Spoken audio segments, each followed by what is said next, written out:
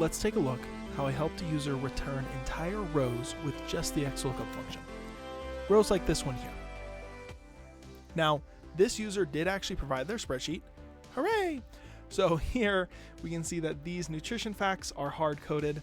What we want to do is change that so that based on whatever meal option they select, these nutrition facts update. Okay? Gonna go ahead and delete those and go look at the breakfast tab. So here we can see those same nutrition facts based on whichever meal option is selected.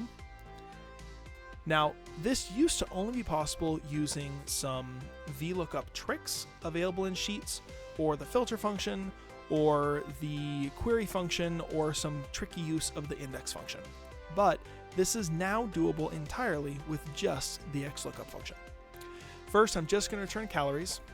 Let's search for yogurt in all of column A and return whatever's in column B.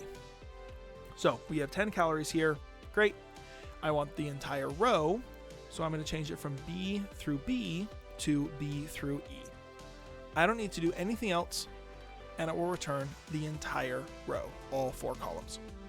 And we can see that this is live updating. If I change this from yogurt to oatmeal and oatmeal to avocado toast, these values are updating based on whatever's here.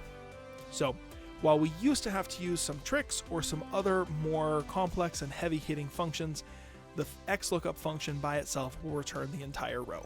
Super useful.